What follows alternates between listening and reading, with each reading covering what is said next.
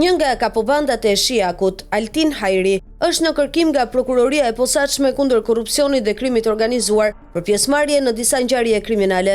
Madje ai dyshohet se është mbrojtur nga ish-deputeti i PS Sergjes Çyrbia, i cili gjatë kërkimit policor e ka strehuar në banesën e tij. Por çuditë në këtë vend zgjasin vetëm disa ditë. Me një vendim të beft, Këshilli Kombëtar i Territorit dhe Ujit i ka dhënë një leje për ndërtim pallati bashkëshortes së Altin Hajrit. Sipas dokumenteve që disponon Vox News, firma Pieza 2022 do ndërtojë një pallat. Dokumenti që po ju paraqesim është rendi i ditës i Këshillit Kombëtar të Territorit dhe Ujit, datës 26 mars 2025, në numrin rendor 34, ky këshill i drejtuar nga kryeministri i Shqipërisë ose në mungesë të tij nga zëvendës kryeministrja Belinda Balluku, ka marrë aprovimin për një leje në Durrës, leje ndërtimi për objektin Godin Banimi dhe Shërbimi me 18 kate mbi tokë dhe 3 kate nën tokë, me vendodhje në Bashkinë Durrës, me subjekt zhvillues shoqërinë Pieza 2022 SPK.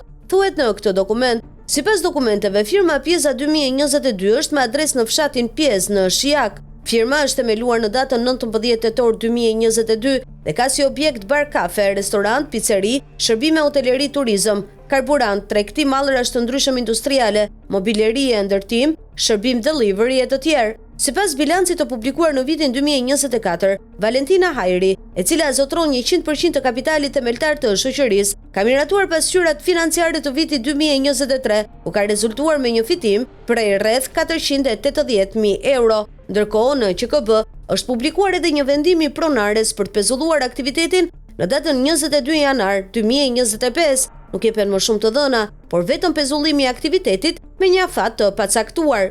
Çfarë e lidh Altin Hajrin me Pieza 2022? Pronarja me 100% të aksioneve të kësaj firme është Valentina Hajri. Në shkurt të vitit 2020, mediat kanë raportuar se zonja Hajri ka dëshmuar për bashkëshortin e saj, Altin Hajri. Jam e martuar me shtetasin Altin Hajri në fshatin Piezë, Shiak. Unë kam 3 fëmijë të mitur që aktualisht i kam në shtëpi, kur Altini nuk është. Unë jetoj vetëm me fëmijët e mi në shtëpi në Piezë. Kur ai është kthyer në shtëpi, ka biseduar vetëm për fëmijët. Unë nuk e di fare se ku është Altini aktualisht, ka deklaruar ajo. Mëtej ajo thotë se nuk është në dieni të faktit që Altini ka automjet, ndërsa për resortin Golden thotë se menaxhohet nga e vjerra.